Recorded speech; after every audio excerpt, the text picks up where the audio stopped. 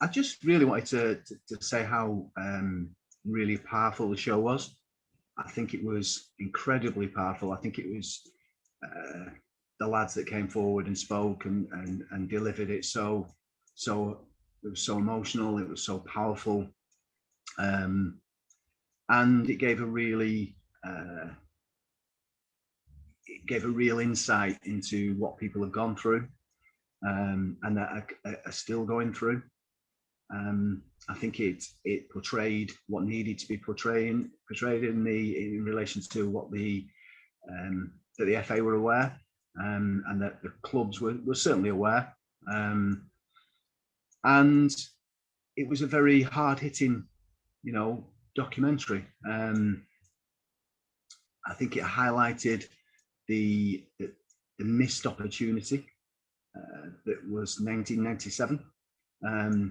When Ian very bravely broke his anonymity to speak publicly, and without a doubt, things should have been done at that stage, but they weren't. And football's darkest secret went dark. But something happened between 2013 and 2015, which seemed to get missed. But the documentary is not the truth. It is not covering the whole truth. It's not covering what really happened, how this really was highlighted. It's not covering the police missed opportunities. And I can't accept that. We should be telling the British public the truth in relation to the missed opportunities that the justice system and the police decided to ignore. I put my life on the line in 2013. I went to a police station alone. My mum had only just passed. It was a really difficult period. And, the fact that Ben only got, 9 years and served 6 for that earlier case is a travesty in itself. He was allowed to plead guilty to only half the offences. The prosecution made a plea deal with him. That's not highlighted either, that, 23 children, 6 years is incredible, to serve only 6 years. So I walked in that police station, and I genuinely felt listened to. I went back 2 days later to Macclesfield to do my video taped evidence. And again, I felt valued. I felt that they were listening to me. Move forward sort of 5 months or so, 5 or 6 months. And June 2013, I was informed by the CPS that the case wouldn't go any further. It was not seen as in the public interest to prosecute Barry Bennell. And as such, they didn't feel it was in the prosecution's public interest to prosecute him again. And I was told that there was no point of appeal. And for 3 weeks, I had absolutely nowhere to go. There was nothing I could do. And I was devastated. And 3 weeks doesn't seem like a long time. It was horrendous. It was such a long time. And then eventually, out of the blue, I suppose through pressing it really, I was informed that there was a new national panel that had been formed, and that I could have a meeting with the CPS. They would only do brief notes, really, which I actively put out on Twitter on a regular basis. And some of the stuff that I was told, in that meeting and from that meeting is just incredible. I mean, they basically told me that they've got absolutely no worries that there would have been a conviction in that case. They've got no worries that they admit that I was credible. They admit that the evidence test was met, but they weren't sure that basically money. It costs around £10,000 a day to take somebody to Crown Court. And that in itself is a national scandal. £10,000 a day is the fee, But anyway, so a 3-day court, 3-day could have cost £30,000. It wasn't worth £30,000 to a British taxpayer, worked all his life to get justice for being sexually abused by a serial paedophile. Well, it was in the public interest. And they told me that there comes a point in time, regardless of the number of offences, where a line must be drawn under sentence. And they also told me, I told them, should I say, that there would be hundreds. I told them that if you stayed at his house, you would have been sexually abused. He was infatuated with me. I was nothing. There was nothing special about me. I was just a boy obsessed with football. You could maybe play a bit as well. And this is a serial paedophile we're talking about, a very serious paedophile. The CPS staff couldn't look at me. And I told them at that meeting there would be hundreds of boys. I told them to open a full investigation. And they did absolutely nothing. So I went to the national panel, told by the CPS that he would be charged for offences towards myself. So I then had to wait 13 months to April 2015. All the way through that, I told the CPS and police, I'd been to meet my barrister, that I literally I could not see this man. I could not see him. I didn't want, it's the only thing I had to be is away from him. And they told me about, I could have screens erected and I could attend under special measures. Well, first of all, he pled guilty on the day when I was stood at the back of Chester Crown Court, which gave him the opportunity to earn a shorter sentence. Again, attending under special measures, I wanted to go into the courtroom and read my victim impact statement. I was met outside Chester Crown Court at the side entrance. I was whisked upstairs, but then I was led downstairs and left, sat with him alone. The justice system failed me that day. So, he was eventually convicted. Then we get to April of 2016. And I contacted the police to find out when he would be released. And had nobody else ever come forward. I was then told that 2 other boys had come forward. If he was released, it wouldn't be for long. Charges are imminent. And also that they couldn't tell me his release date, which I now know that they could. They could have told me his release date. And in fact, I should have been told his release date. Probation should have contacted me, and they didn't. We're in April 16. I'm aware of others that have come forward. I'm aware now that in September of 2016,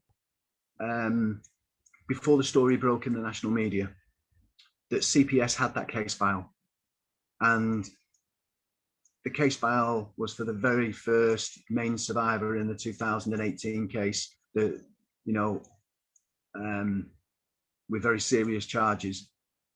The ex-footballer that came forward and broke the story was fully aware of Bennell being on license, was fully aware he was on parole, was fully aware that he'd just served a sentence, and was fully aware that there was a case with CPS. And when that story was written in The Guardian, it wasn't mentioned. Oh, that was mentioned. Then on the 28th of November,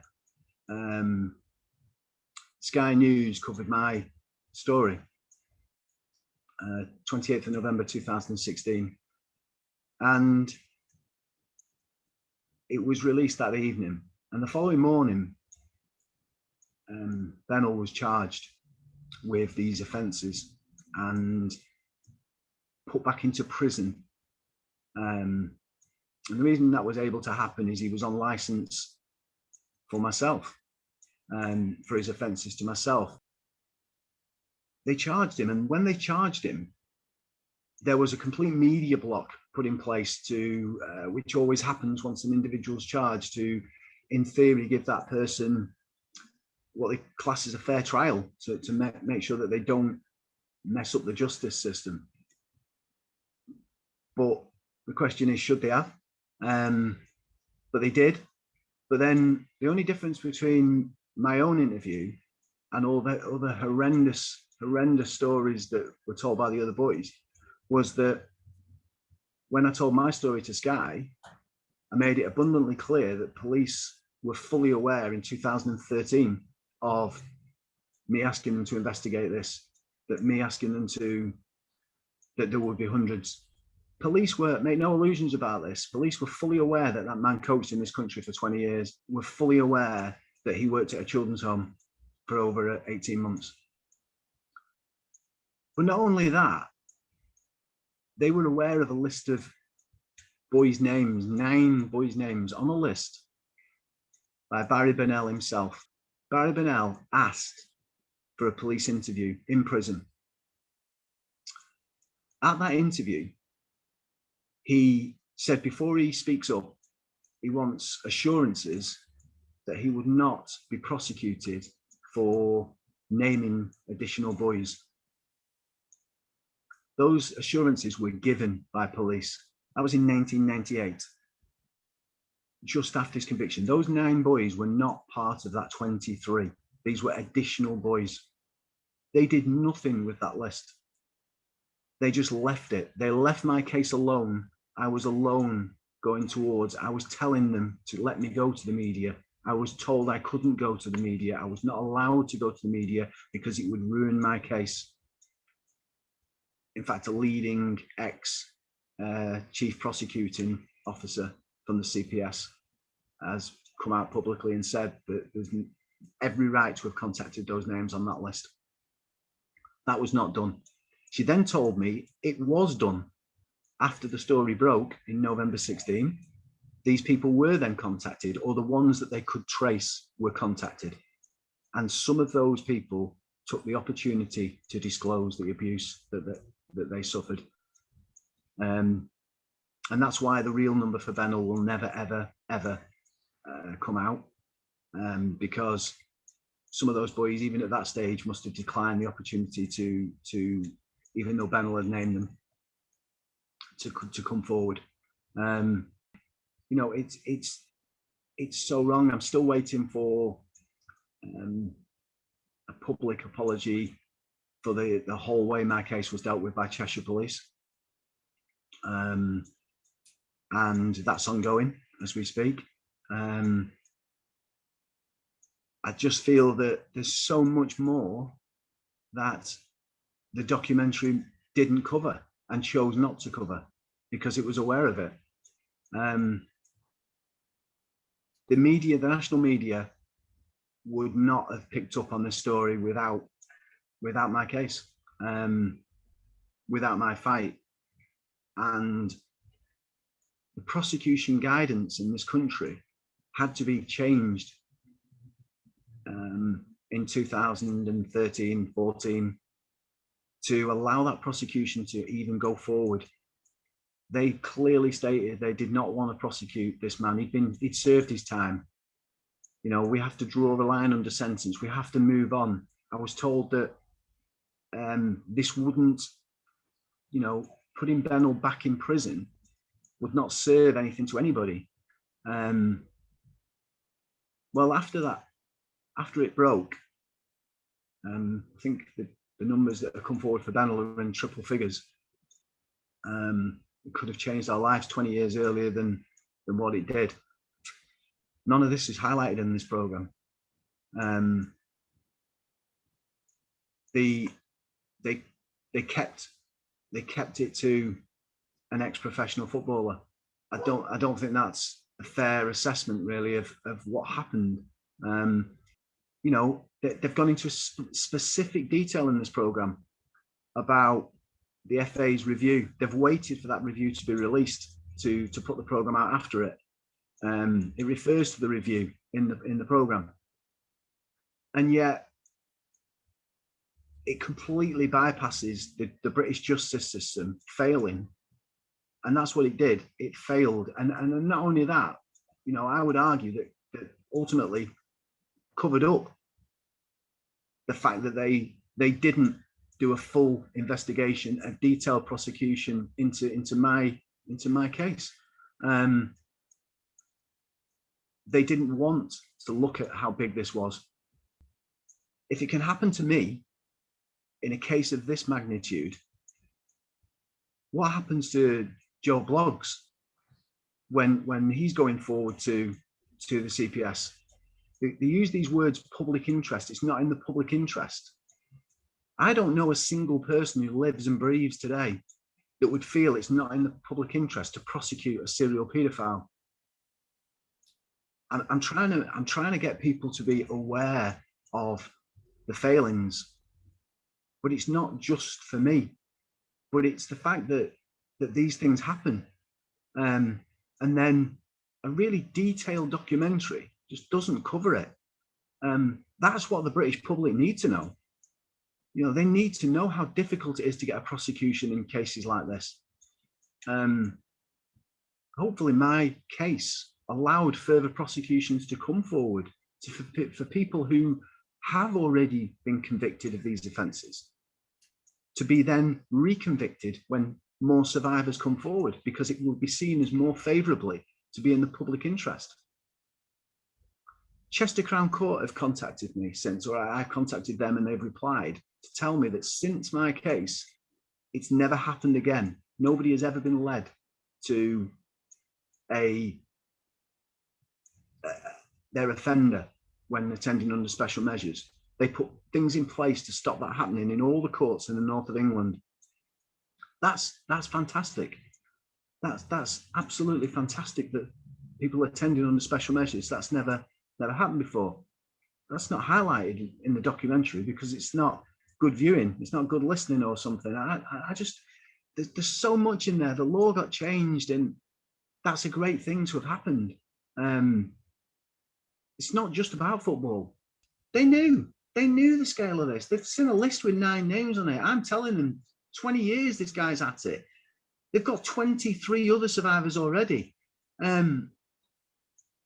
This was going to be massive. And they just decided they wouldn't make it massive. They just decided to keep me alone. And my case got dropped because they kept me alone. They wouldn't let me go to the media. You know, Bennell's, they had 100 survivors to choose from. And they chose to take 12 forward. Now, that's great in relation to those 12. But what about the others? So there's inconsistencies in 2018 about the way that we work and the way that we operate in different parts of the country.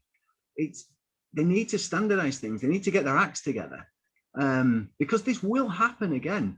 You know, whether it's football or whatever it is, it will happen again.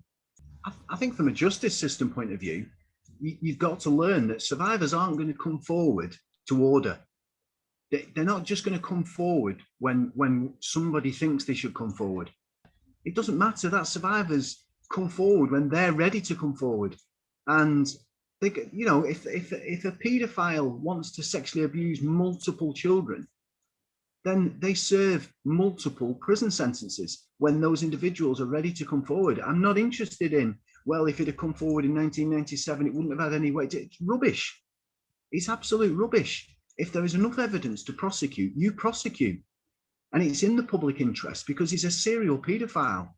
And the justice system has to forget if the evidence test is met, and I appreciate that is difficult enough to get through that stage anyway with non-recent offences.